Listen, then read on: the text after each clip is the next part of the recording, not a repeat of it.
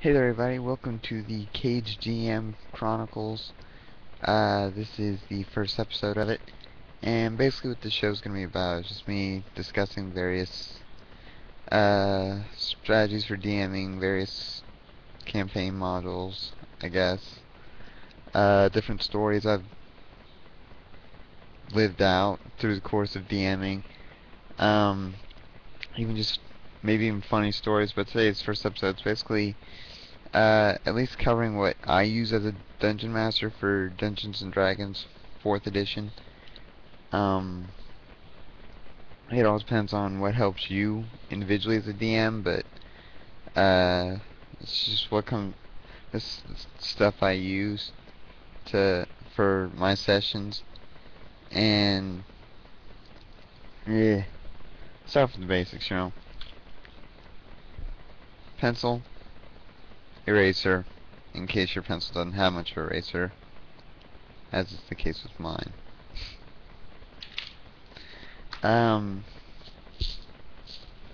Dice, the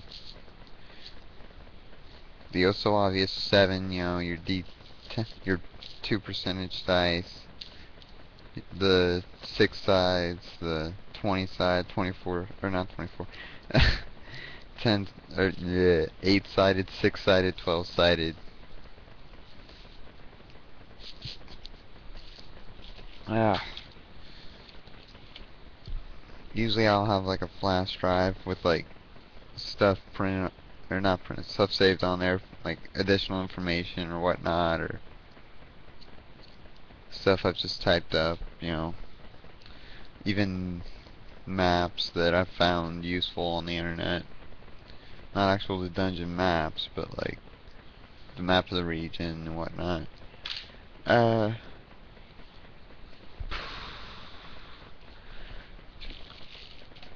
what I've what what's a good start for getting a lot of the supplies you need, outside the basics, and even comes with some dice, is the Dungeons and Dragons starter kit. It comes in a red box with the uh, there. That's the cover. Um, but like it's got all the useful supplies that you might need. Dice, 6 of the dice. It doesn't come with the by tens, half of the percentage dice pair. So you won't get the 10, 20, 30, all the way up to 90. You won't get that. Um, so you have to buy that on your own. But it does come with like monster tokens, monster character tokens, like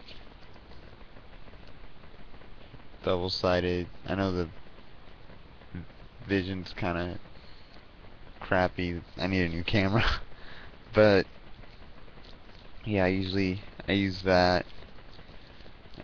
They even have like the gold-edged hero tokens, and like that.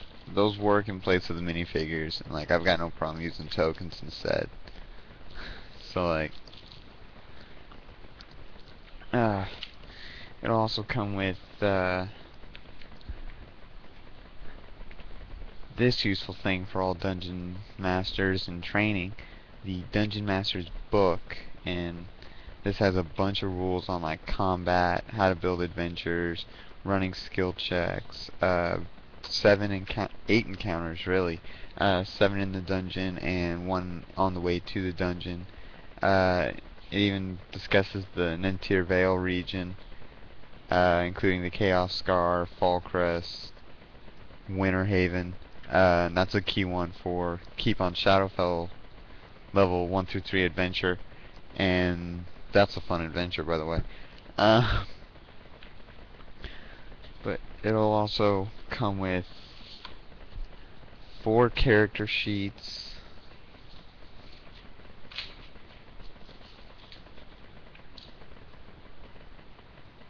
which has lists for class, race, alignment, language, gender, level, combat stats, defenses, abilities and skills, attack bonuses, hit points, equipment, items, powers and feats, wealth, experience, all the stuff you need for your character.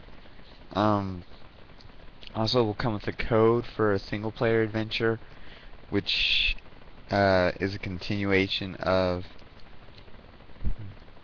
the single-player adventure found in this book that comes in the box, the player's book.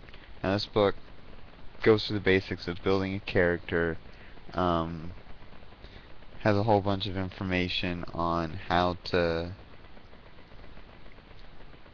or a bunch of different rules, yeah, bunch of different rules with it.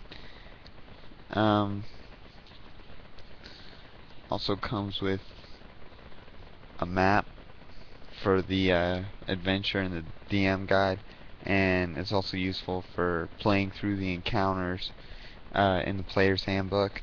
And well, that's what got me started. So, well, not actually. Like, I bought this after I got started playing, because me and some friends were like, let's play D&D, and I was like, alright, let's do it. But like, really a few key things you need outside of the DM guide, player's book, and like something else that comes in the box real quick is power cards, because they don't have the powers listed in the player's book that comes in the box, which is what you get if you buy the player's handbook. And really, I recommend getting that. And if you're gonna be Dungeon Master, get the DM guide, get the monster manual. You don't necessarily have to get this, but the Adventurer's Vault too. Gives you items for the store, which you might want.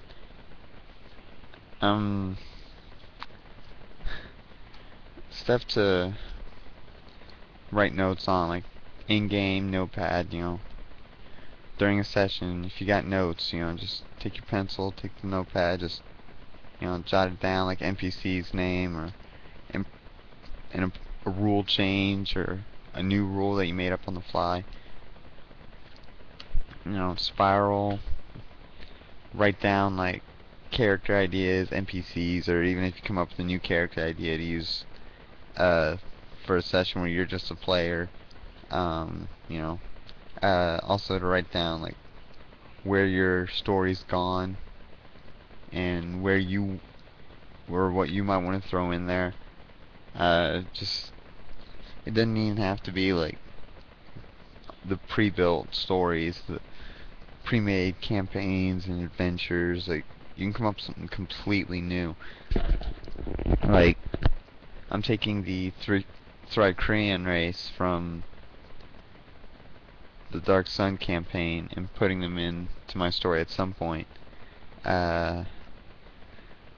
Just still trying to figure out how. I mean, it's not going to be a Dark Sun campaign, but how it's going to work is going to be pretty interesting. But like,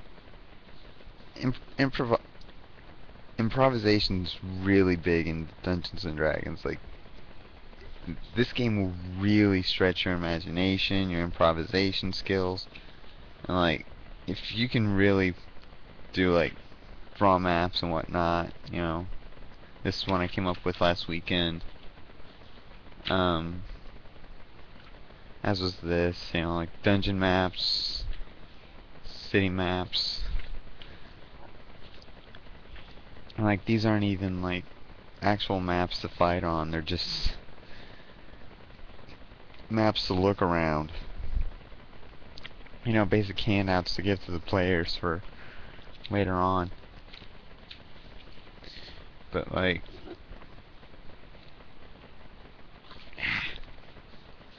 for like, I mean, like, yeah, I'm stuttering live here, I'm sorry, first episode.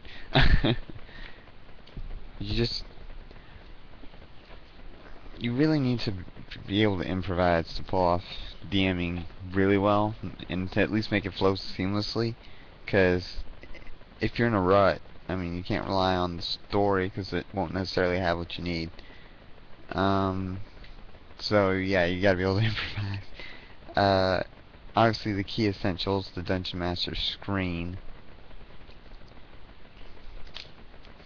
contains a lot of useful information on the fly, like DC checks and damage by levels, experience, modifiers, blah blah blah. You know, the important stuff. Um, a key tool I would recommend would have to be D&D Insider.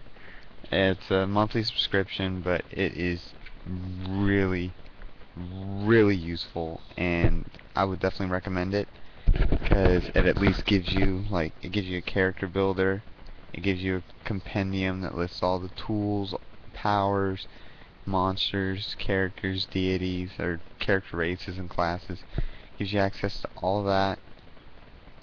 Encounter builders, uh, ability tools, gives you access to the Dungeon and Dragon magazines, which then gives you the ability to grab some adventures that are in those magazines, and there's some pretty good adventures in there that I've seen. What else does it have? There's also the virtual tabletop that's in beta access currently, though with D&D Next coming out, I don't know for sure how that's gonna work, so but yeah, that should actually do it for this first episode. So yeah, thanks for watching, and I'll probably be back sometime next week with a new one. Till next time.